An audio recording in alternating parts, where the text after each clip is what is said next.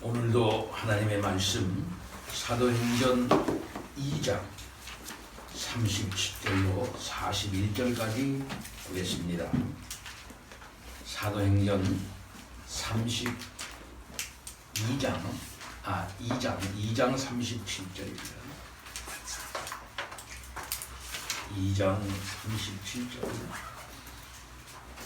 그들이 이 말을 듣고 마음에 찔려 베드로와 다른 사도들에게 물어 이르되 형제들아 우리가 어찌할꼬 하거늘 베드로가 이르되 너희가 회개하여 각각 예수 그리스도의 이름으로 세례를 받고 죄 사함을 받아라.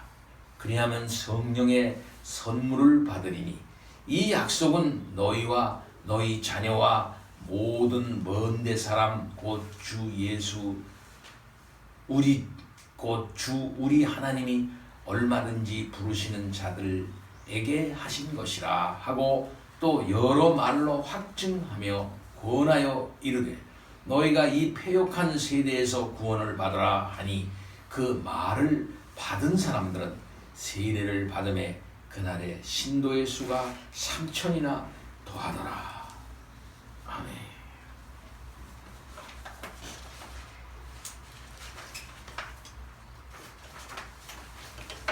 오늘날 많은 사람들이 설교의 위력을 의심하는 사람들이 많이 있습니다. 하나님께서 말로 아담과 교통하셨습니다. 하나님께서 사람이 알아들 수 있는 언표, 의미가 있는 언표인 언어로 교통을 해 오셨습니다. 하나님의 형상으로 인간을 만들어 놓고 그 하나님의 형상이 인간에게 지력을 주시고 또 언어를 허락하여 주셔서 하나님이 인간의 말을 통하여 하는 그 말을 이해해서 결국은 하나님의 뜻을 알 수 있도록 그렇게 하셨습니다. 그러니까 하나님이 내신 그 언어는 하나님의 형상인 인간에게 하나님의 뜻을 전할 수 있는 아주 좋은 기호입니다. 그것을 통해서 하나님의 뜻을 알 수 있게 하셨습니다. 또 그것을 통해서 또 사람과 사람 사이에 교통을 할 수 있도록 해 주셨습니다. 하나님이 그 뜻을 사람에게 전하고 그리고 사람이 그것을 또 사람에게 전할 수 있도록 언어라고 하는 것을 만들어서 사람에게 주신 것입니다. 또 그 언어인 말을 통해서 하나님의 뜻을 전해서 사람의 마음을 감동시키시는 것입니다. 하나님의 마음을 알게 되는 거죠. 하나님의 뜻을 알게 되는 거죠. 그리고 하나님 아버지 앞에서 어떻게 자기가 살아야 하는지 또 자기가 어떤 형편이 있는지 하는 사실을 깨닫도록 하신 것입니다. 마음을 오늘 보면 마음이 찔렸다 그랬어요. 그 말에 마음이 찔린 겁니다. 말에 어떤 뜻이 있는 말, 진리가 들어있는 그 말에 마음이 화답한 것이다. 그 마음에 하나님께서 하시는 그 뜻 있는 말이 이해가 될 수 있도록 하시는 역사를 하나님이 하시는 겁니다. 그것은 성령께서 역사하시는 겁니다. 무슨 말을 해도 못 알아듣는 경우가 있어요. 하나님의 말씀 하면 무슨 말인지 못 알아듣는 사람들 많아요. 근데 어떤 사람은 그걸 알아들어요. 그게 신비한 현상이에요. 어떤 사람은 알아듣고 어떤 사람은 못 알아듣습니다. 하나님께서 그 마음에 그 말이 이해되도록 인식될 수 있도록 역사하는 일을 하나님이 하시는 것. 이게 큰 은혜라 말할 수가 있는 것입니다. 오순절 성령 강림을 하셨어요.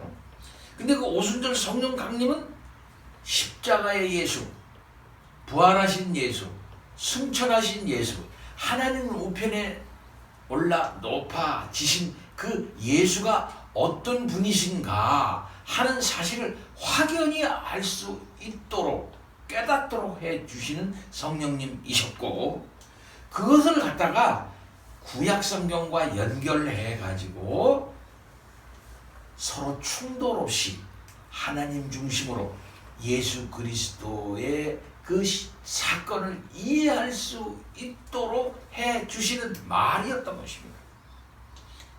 어떤 면에서는 오순절 성령 강림은 증거할 수 있는 능력을 부어주신 것인데, 구약성경을 이해할 수 있는 그런 능력, 그것을 예수 그리스도와 연결해 가지고 그것을 해석할 수 있는 능력, 그렇게 해가지고 그것을 잘 풀어서 체계적으로 그리스도 중심으로 전할 수 있는 그 능력 뿐만 아니라 그것이 다른 사람에게 전해질 때 이해되어질 수 있도록 역사하는 능력까지 동반한 그런 놀라운 강림이었다, 이렇게 말할 수 있습니다.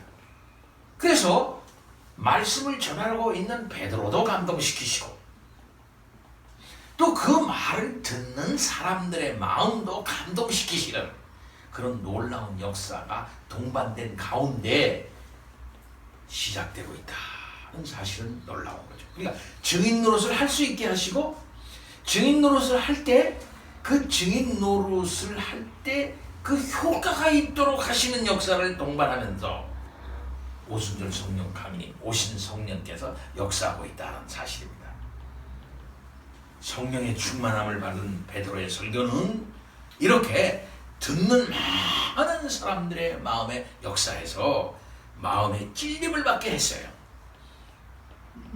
말씀을 딱 듣고 보니까 사람들이 저가 말하는 저 예수가 죽었다가 살아났다가 하늘에 올라가신 그 예수가 바로 구약 성경에 우리에게 보내주심하고 약속하신 그 메시아였었구나.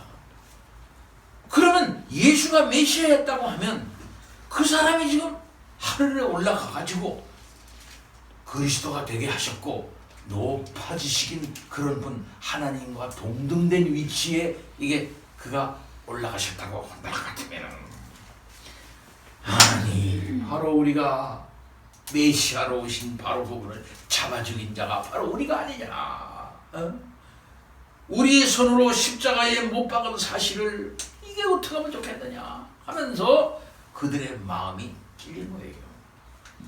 예, 양심의 가책 정도가 이게 아닙니다. 와, 하나님의 아들을, 그리스도를 우리가 모르고 그를 십자가에 달려 죽이라 해가지고 결국 우리가 죽였구나. 이게 큰일 나구나. 이게 큰일 나구나. 양심의 가책 정도가 아니라 완전 죽게 생긴 거예요. 예. 이로 인해서 큰 영적 고통이 그들에게 왔던 겁니다. 예. 그러니까 그 견딜 수가 없게 됐어요. 견딜 수. 전에는 마음의 찔림이라는 게 없어요. 예수님께서 이적을 행하시고, 예수님께서 날카로운 말씀하시고, 심지어 죽은 나사로까지 살리시면서 그 놀라운 행의 말씀을, 능력을 행하시는데도 불구하고 그들이 마음이 찔린 바가 없었습니다. 그들이 메시아가 오셔서 말씀하고 이적을 행하시는데도 불구하고 보기는 보아도 몰랐어요. 듣기는 들어도 그들이 무슨 말인지 몰랐어요. 마음이 찔리지가 않았던 것입니다. 그런데 오순절 성령 강림을 받고 베드로가 설교를 할 때 그들의 마음이 찔렸어요. 한두 사람이 찔린 게 아니야. 3,000명이나 나중에 회개하고 돌아온 거 보면은 한두 사람이 마음에 찔린 게 아니에요. 이게 마음에 찔린 사건은 엄청난 이게 성령의 강권적인 역사로 말미암아 그 마음을 확 사로잡았고, 그 베드로가 전한 이 진리의 말씀이 그들 마음 가운데 그냥 푹 잘 박힌 모처럼 그 심장을 꽂는 비수처럼 꽂히도록 성령께서 역사하실 거예요. 이거야말로 오신 성령의 오순절 성령으로 강림의 엄청난 역사가 아닐 수가 없는 겁니다. 그래서 마음이 찔려서 한다는 소리가, 형제들아, 우리가 어찌할꼬 어떡하면 좋냐, 우리가 우리의 우주를 죽였으니 이거 어떡하면 좋겠다 하는 이런 고백이 나왔던 것입니다. 그러니까 베드로가 여기에 대책을 다 얘기를 하는 거예요. 베드로가 전하는 말씀에는 큰 위력과 담대함이 있었던 것입니다. 베드로의 입에서 나온 말은 죄인을 구원하기 위한 성령의 말씀이었습니다. 베드로가 전한 말씀과 그 결과에 대해서 우리가 몇 가지를 생각해 봅니다. 첫째로 베드로가 전하는 말을 듣고 있었던 사람이 누구냐 이 말이에요. 누가? 유대인들이었어요. 유대인. 그들이 그 말을 마음으로부터 들었다. 마음으로부터. 마음의 찔림을 받은 것은 그 말씀이 마음에 전달됐기 때문이라고 그랬죠. 스데반 집사의 말씀을 들었던 사람들은 오히려 분이 났습니다. 마음에 분이 일어나가지고 저런 망령된 자가 있나 하면서 스데반 집사에게 돌을 그냥 던졌단 말이에요. 분이 일어나서, 마음에 분이 일어났어요. 그러니까 이거하고는 좀 효과가 달라. 네. 근데 여기서는 마음이 길져가지고서 돌을 든 게 아니라, 그럼 우리가 어떻게 해서 알지? 어떻게 해야 이 상황에서 이게 헤어날 수 있겠나 하면서 성령이 충만한 베드로, 그 베드로에게 넙죽 엎드리면서 살아갈 방법이 없습니까? 살 방법이 없습니까? 우리가 라고 넙죽 엎드리게 된 것이다, 이 말씀입니다. 자, 이걸 보면은 하나님의 말씀은 마음을 찔리는 거죠. 여기 찔리게 한다, 찔린다는 말은 양심에 말할 수 없는 고통과 두려움 상태를 말합니다. 예. 원래 성령이 역사하셔서 하나님의 말씀이 딱 나타나서 우리 마음 가운데 그대로 역사하면은 마음이 찔리는 거예요. 두려운 거예요. 예. 구약 성경일 때 보면은 하나님이 백성들 앞에 자기 존재를 딱 드러냈을 때 첫째 뭡니까? 두려운 거예요. 아이고 우리가 죽게 생겼구나. 아이고 하나님 앞에 우리가 죽게, 저 하나님 앞에 이 더러운 죄인이 같이 갈 수가 없겠구나. 베드로가 예수님이 오셔서 그의 배에서 많은 고기를 잡게 됐을 때 베드로는 그 고기가 눈에 보이지 않았어요. 두려웠던 거예요. 아니 이분이 누군가? 나는 죄인이로서이다. 나를 떠나서 나는 죄인입니다 하고서 자기의 내면의 진면목을 보는 거예요. 그러니까 하나님의 말씀이 제대로 딱 전파됐을 때 꼭 거울과 같아서 자기의 진면목을 딱 보는 거예요. 나는 이게 허물과 죄로 말미암아 죽은 죄인이로구나. 이 미래가 없구나 나는 하면서 말할 수 없는 고통과 두려움을 느끼는 겁니다. 이게 성령의 역사예요. 하나님의 말씀은 살았다고 했잖아. 운동력이 있다고 했잖아. 좌우의 날선이라고 하는 것으로는 이게 이렇게 그 로마 병정의 칼이에요. 이렇게 쓰면 우리나라 칼은 한쪽만 날이 있잖아. 한쪽만 날이 이렇게 이래 할 때는 이렇게 이래. 근데 로마 칼은 어떻게 되면 여기도 날이 있고 이쪽에도 날이 있어요. 좌우에 날이 있어. 그러니까 사람 저기하기 좋아. 길지는 않아. 조금만 이쪽으로 칠 수가 있어. 이렇게 이쪽으로 치고 찌를 수도 있고. 이게 로마의 칼이야. 이 로마의 칼처럼 좌우의 날성건 사람의 마음을 찔러. 그래서 어떤 검보다도 예리하여 혼과 영과 관절과 골수를 찔러 쪼개기 한다. 이런 하나님의 말씀이 우리의 그 심장을 푹 찌르는 건 아니야. 이때 감당 못하는 거예요. 하나님의 말씀이 이렇게 역사할 때는 인간은 감당 못해요. 나 죽었구나. 아이고 어떡하면 좋습니까? 하나님 살려주세요. 이렇게 되는데 이런 역사들이 이게 인간의 역사냐 이 말이야. 이건 놀라운 성령의 역사예요. 그러니까 하나님의 말씀을 듣고 깨달은 자는 어찌할꼬 하는 외침이 나오게 된 겁니다. 이 말은 우리가 어떻게 해야 합니까? 어떻게 해야 합니까? 한 아주 다급한 절규인 겁니다. 이때 베드로 대책을 딱 얘기해요. 각각 예수 그리스도의 이름으로 세례를 받고 죄사함을 받아라. 그리하면 성령의 선물을 받게 될 것이다. 이렇게 얘기를 합니다.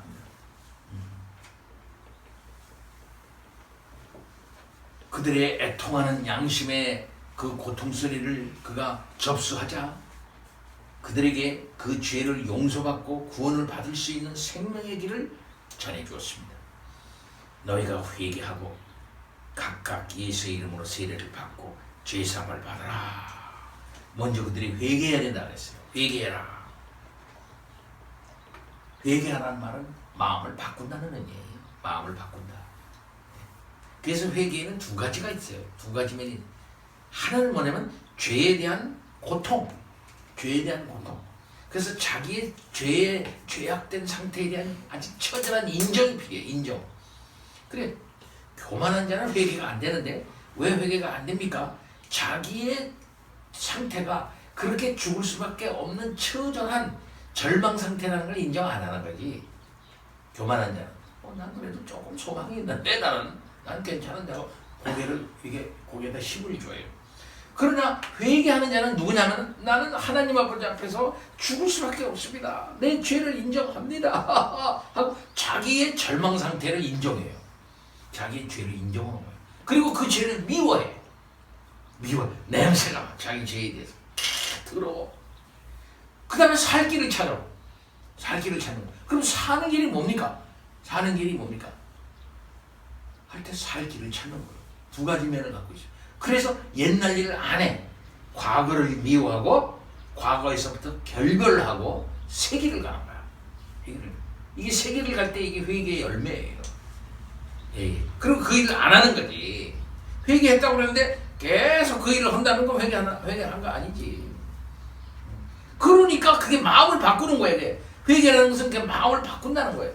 마음을 바꾸는 건 전에는 죄에 물들어가지고 죄와 함께 죄를 좋아하고 죄와 함께 살다가 이제 죄를 버리고 죄를 미워하고 죄와 결별하고 이제 좋은 마음을 가지고 가는 거예요.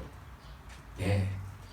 전에는 예수 그리스도를 미워했습니다. 예수 그리스도의 이름을 무시했습니다. 그러나 예수에 대해서 예수를 갖다가 자기의 구주로 받아들이는 거예요. 그리고 그 구주 밑에 무릎을 쫙쫙 꿇으면서 주여 내가 주님을 믿습니다. 주님을 의지합니다. 나를 살려주세요 하고 주님께 매달리는 거다 이 말이에요. 전에는 자기를 믿었어요. 그러나 자기의 죄를 자복을 하고 우리 주 예수 그리스도에게로 그가 소망을 갖고 그분을 꽉 붙잡는 거예요. 그게 뭐냐? 각각 그리스도의 이름으로 세례를 받아라. 세례를 받는다는 말은 씻는다는 뜻이에요. 세례. 씻는다. 그리고 세례를 받는다는 것은 예수 그리스도와 하나 된다고 하는 의미를 가져요. 예. 단순히 죄를 씻는다는 그런 부정적인 소극적인 의미에서 죄를 씻고 예수 그리스도와 하나가 된다. 그런 의미를 갖게 되는 거예요. 자, 그럼 우리가 생각을 먼저 할 필요가 있습니다. 세례를 받는 것이 죄사함의 어떤 조건이냐? 근본적으로 그건 아니야. 이게 여기서 그냥 한 번에 그냥 딱 얘기하느라고 이렇게 된 거예요. 제일 먼저는 어떻게 될까요? 성령의 놀라운 역사가 있어야 회개하지요.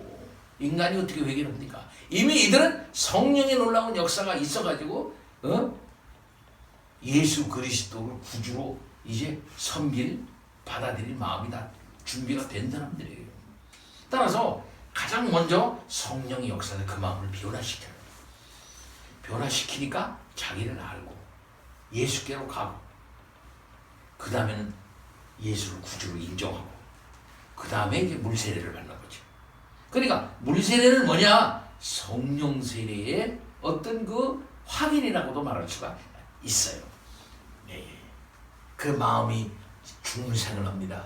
중생을 함으로 말미암아 그 영적인 어떤 그 촉수가 살아나가지고서 하나님을 알고 나를 알고 나니까 이거 안 되겠네. 예수 그리스도 구원자를 하나님 보낸 구원자를 붙잡게 돼요. 이렇게 중생한 자들의 생각이에요. 그리고 믿는 사람 하나님의 말씀을 좋아하고 믿는 사람을 좋아하고 하나님의 사업을 좋아하고 이렇게 해가지고서는 이제 가는 거예요. 네. 그리하면 성령을 선물로 받으리니 그랬죠? 요렇게 하고 난 다음에 세례 받고 예수 믿고 회개하고 세례 받고 그 다음에 가서야 성령의 세례를 받는다. 요게 아니야 이것은요. 하나의 사건을 이렇게 딱 이렇게 묶어서 얘기하고 있는다 하는 그런 게 성령의 선물을 받는다고 하는 말은 구원을 받는다고 하는 포괄적인 그런 의미다 이렇게 말할 수가 있겠어요.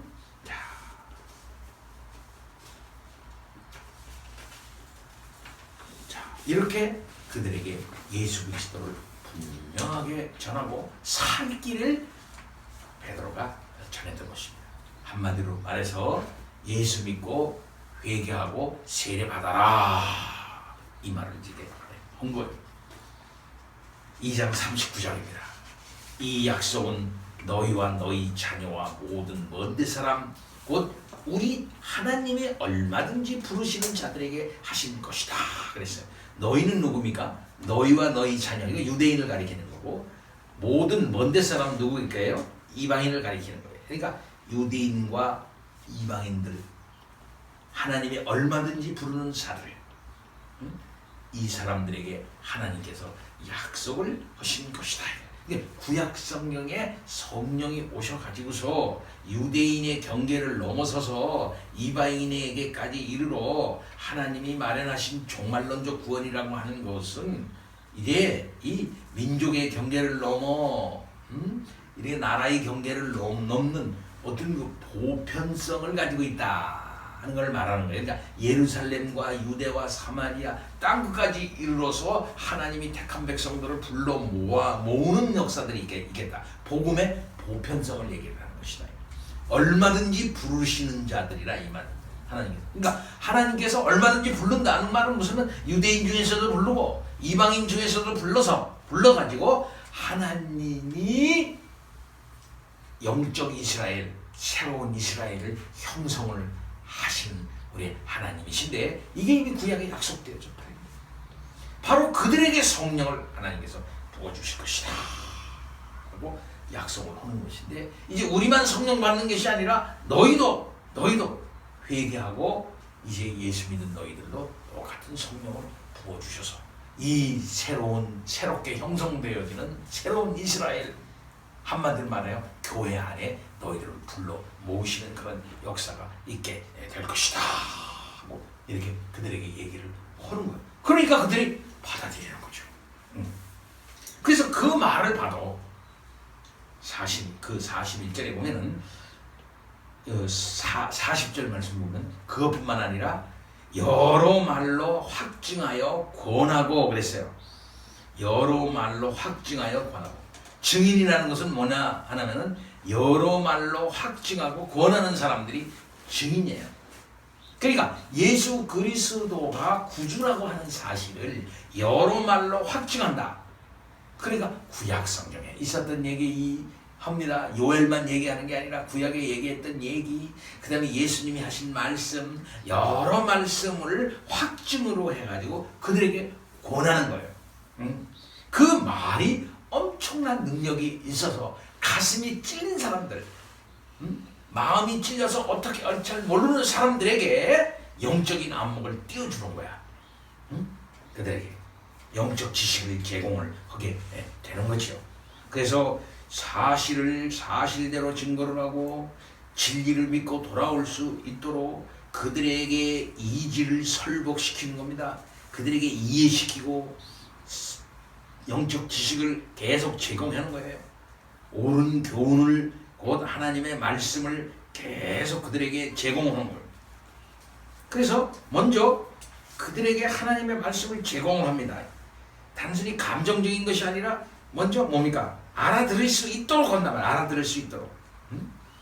그러니까 우리 기독교는 성경은 알아들을 수 있도록 하는 거야. 알아들을 수 있도록.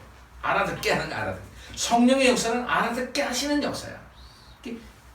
이지, 지식적 작용을 합니다. 지식적. 알아듣게끔. 그리고 그것을 감정이 뭡니까? 감정이 찬동하게 해. 아 정말 그래. 예수님을 믿어라 돼. 예수 믿어야죠. 감동을 받게 한다. 그 다음에 의지가 또 쫓아가게 해. 지식적 요소, 감정적 요소, 지식적 요소, 의지적 요소, 의지가 쫓아가게 그렇게 만드는 이 신앙의 3요소 아니에요. 인격의 3요소이기도 하고요. 예. 그래서 이지를 설복시키고 감정과 의지를 변동시키는 거예요. 그렇게 해가지고서 믿게 만들어. 이런 일을 여러 말로 확증해서 그 일을 하는 것입니다. 그래서 그들이 인격적으로 결단할 수 있도록 제공해. 그래서 그가 이렇게 마지막에 얘기합니다. 이 패역한 세대에서 너희가 구원을 받아라. 이렇게 말합니다. 패역한 세대래요. 이 패역한 세대라고 했으니까 그 시대를 말하는 거야. 이 패역한 시대는 뭘까요? 예수를 죽인 이 세대 아니야. 패역이라고 하는 것은 뭐냐? 그렇게 패역이라는 건 그렇게 나타났어요. 하나님을 반대하는 게 패역이에요. 교만한 게 패역입니다. 그러니까 하나님의 아들을 잡아 죽인 세대야. 이 세대가. 이게 아주 그냥 교만이 극도로 찬 거예요. 이 세상에 도둑질하는 것도 죄요, 뭐 간음하는 것도 죄요, 뭐 강도질하는 것도 죄요. 다 죄일 겁니다. 그러나 하나님의 아들을 잡아 죽인 것처럼 큰 죄가 있냐? 그 패역이 가장 큰 패역이다. 그것이 바로 이 세대에 행해졌다. 바로 이 세대의 특징은 뭐냐면 하나님이 보낸 자를 죽인 것으로 나타나는 그 죄악성, 그 이런 죄악성이 특징인 이 세대에서 돌아서라 이 말이에요. 예. 그럼 그때만 그랬나요? 오늘도 마찬가지예요. 오늘날도 불의로 진리를 막고 있어요. 하나님의 말씀이 아주 분명히 성경 말씀으로 확정돼가지고 딱 내려왔는데 그 말씀을 다 싫어하는 거야. 하나님의 창조를 싫어해. 언약의 하나님을 싫어해. 구원의 하나님을 싫어해. 은혜 주시는 하나님을 싫어해. 하나님을 싫어하는 거예요. 하나님의 작정 싫어해. 하나님의 모든 역사를 싫어하는 거야. 자기 나름대로 생각을 다 갖고 있어. 그래서 어리석은 자가 돼서 하나님이 없다고 해. 자기 나름대로의 미래를 스스로 결정을 하는 거야. 그 모든 것이 뭐야? 패역이에요. 결국은 오늘날에도 결국은 예수를 계속 짓밟고 있는 거나 똑같다. 이렇게 말할 수가 있습니다. 이러한 세대에서 너희들이 구원함을 받아라. 구원이라는 건 다른 거 아니에요. 그 패역성, 이러한 패역성을 갖다가 패역성의 특징인 그 시대로부터 벗어나는 게 구원이야. 어떻게 말하면 여러분들이 구원함 받았습니까? 이 세상의 패역성, 무신론성, 자기중심성, 물질 우선성, 인간 중심, 극단적인 인간 중심성, 인간의 기술 중심성, 이런 것들이 다 패역성을 갖다가 형성하고 있지 않아요? 이런 데서 구원을 받으라 이 말이에요. 그래서 그 말을 받은 사람들이 세례를 받으면 세례를 누가 받습니까? 그 말을 받은 사람이 세례 받는 거야. 그 말을 받은 사람이 그냥 아무나 받는 게 아니고 그 말을 받은 사람. 그럼 그 안에 모여있는 사람들이 많을 거예요. 오순절 이게 뭐야? 다 술 취한 사람들 아니야? 하고 놀란 사람들이 다 믿은 건 아니죠. 그 말을 받은 사람들만 세례 받는 거야. 그 말을 받은 사람들은 누구냐면 믿은 사람들이라고 말하는 거죠. 예수 그리스도를 믿은 사람들, 자기의 죄악을 분명히 깨닫고 회개하고 예수 믿어야 산다 하는 사실을 확실하게 성령의 역사로 깨닫고 믿은 사람들, 그게 그 말을 받은 사람들이야. 그 말을 받은 사람들이 초대교회를 형성하는 것입니다. 그러면 뭡니까? 초대교회의 형성의 기틀은 뭡니까? 그 말이야. 말에 있어요. 그 말은 진리에 있어요. 구약 성경과 신약 성경 그리고 예수 그리스도 중심적으로 그것을 이해한 바로 그 말이 기초가 돼서 교회가 행동하는 거예요. 교회는 그렇기 때문에 친한 사람이 하는 게 아니에요. 그 말의 진리성을 인정을 하고 그거에 녹아든 사람들. 그래서 그 진리를 귀하게 여기는 사람들이 교회를 이루게 되는 거고 초대교회는 그렇게 형성됐어요. 그래서 공적 고백이 그래서 중요한 겁니다. 예, 저는 그 말 믿습니다. 예, 저는 웨스트민스터 신앙 고백 믿습니다. 그렇게 하겠습니다. 벨직 신앙 고백서 믿습니다. 하이델베르그 신앙 고백서 저는 믿습니다. 예, 역사적으로 하나님께서 교회에게 주신 그런 공적인 신앙 고백서에 대해서 믿습니다. 칼세돈 신조 믿습니다. 콘스탄틴 신조 저는 믿습니다. 아다나시우스 신조 저는 믿습니다. 헐베트 신조 믿습니다. 하는 그러한 공적 고백을 토위에서 교회가 다 쓰는 거예요. 하나님 편에서 그 고백자에게 은혜를 주시어서 진리의 동산에 오게 하고 진리의 풍성한 은혜에 취할 수 있도록 그렇게 하는 거예요. 그러니까 진리 지식을 가지지 못한 자는 고백할 자격이 없고 그 공교회의 맛을 모르는 거예요. 그런 자들이 세례를 받아가지고 그 세례, 그 교회 속으로 들어오는 거예요. 너도 우리도 다 성도야. 그렇죠. 아이고 그렇게 하는 거예요. 그리고 그들에게만 예배를 참석하게 하고 성찬을 베풀고 우리는 마지막 날 하나님께서 세우시는 거룩한 성 예루살렘이야. 우리가 성전이야. 바로 마지막 날 종말에 세우시는 하나님의 아들과 딸들이야. 하나님 우리의 예배를 받으세요. 하면서 그날 회개한 사람이 3,000명이래. 그때 회개한 사람이 3,000명. 그 하나님의 성령의 놀라운 역사 그리고 설교의 능력이 얼마나 위대했는가 하는 사실을 우리가 참 깨달을 수 있어요. 다 이게 놀라운 성령의 역사죠. 어떤 사람은 얘기합니다. 어떻게 3,000명? 아예 거짓말이래. 3,000명. 이게 3,000명이 어떻게 또 그날 다 어떻게 회개하고 돌아와? 아예 안 돼. 말도 안 돼. 이렇게 생각할 수 있겠지만 그때 당시 2000년 전에 예루살렘 인구가 평상시가 6만에서 12만 본다. 저는 보통 그때는 5만 정도 봤거든요. 근데 요즘 학자들이 좀 많이 본대요. 저는 5만을 봤는데 요즘 새로운 연구에 의학 같으면 좀 많이 늘어나요. 그래서 6만 내지 12만 명으로 봅니다. 근데 유대의 3대 절기 때는 3디 사방의 디아스포라들이 모여가지고 인구가 3배가 늘어난대요. 그래서 18만 명 내지 20만 명이 예루살렘과 예루살렘 주변에 운집한답니다. 거기 여리고까지 예루살렘에 여관이 없으니까 여리고까지 내려가가지고 거기까지 이제 막상 있는데 근데 18만 명 내지 20만 명이 예루살렘에 운집을 한대요. 예. 근데 지금 무슨 6월절 기간 아니야. 6월절 기간. 이때 성전에는 소사람이 바글바글 됐겠죠. 엄청나게 많이 됐겠죠. 그러니까 하루 또는 며칠에 걸쳐서 총 집계 3,000명 정도가 이렇게 돌아온다고 하는 것은 불가능한 아니다 이렇게 보는 거예요. 그러니까 초대교회는 120문도로 시작을 해가지고 삽시간에 3,000명이라는 거예요. 3,000명.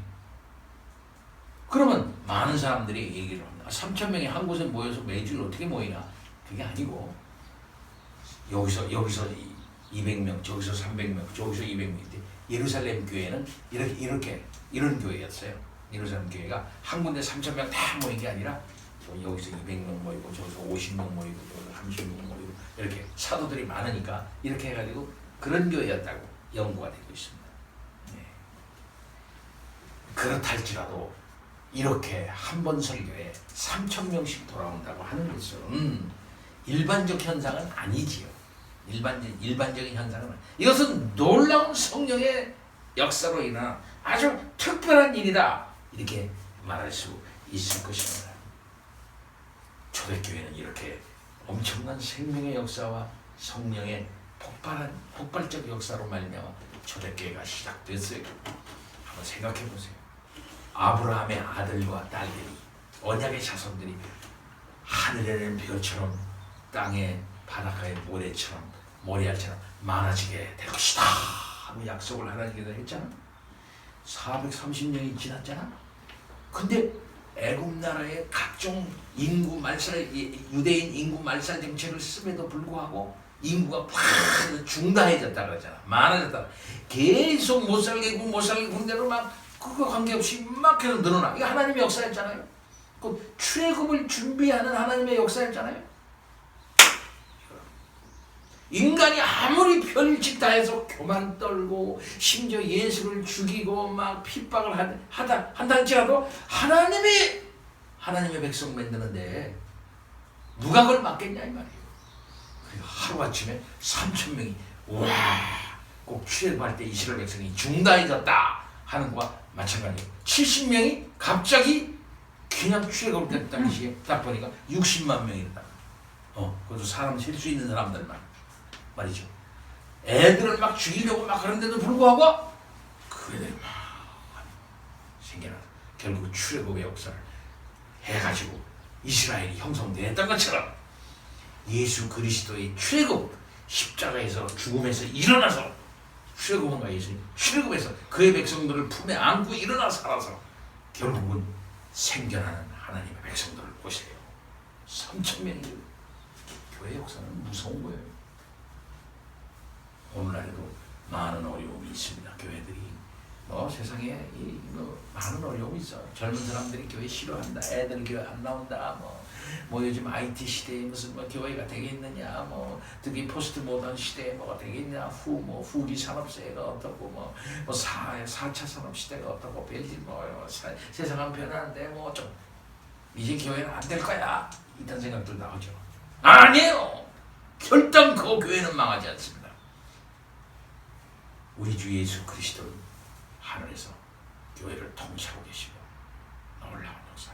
그 다음에는 하나님께서는 오늘날에도 말을 통해서 곧 전해지는 사람과 사람의 이 교통을 통해 가지고 의사교통을 통하는 방법을 통해 가지고 진리를 전파하게 하시고 결국 교회를 이루시고 우리 집에 오실 때까지 주의 백성들을 모으셔서 역사하시는 그 놀라운 역사를 계속 능력 있게 나갈 것이다 하는 사실을 우리가 믿는 것입니다. 성령의 역사를 믿으시기 바랍니다. 다 같이 기도합니다. 하나님 아버지 감사합니다. 우리는 성령의 사람입니다. 성령의 역사를 믿습니다. 인간의 말을 가지시고 진리를 이해시키시고 그 이해시킨 그 진리에 화답하게 하시고 걸어 나오게 하셔서 세례받게 하시고 교회를 이루게 하시고 마지막 날 우리 주님까지 굳건히 서서 믿음을 지켜나가게 하시는 이 믿음을 이 성령의 역사를 굳게 의지합니다. 함께하여 주실 줄 믿습니다. 이 모든 말씀 예수 그리스도의 이름으로 기도하옵나이다. 아멘.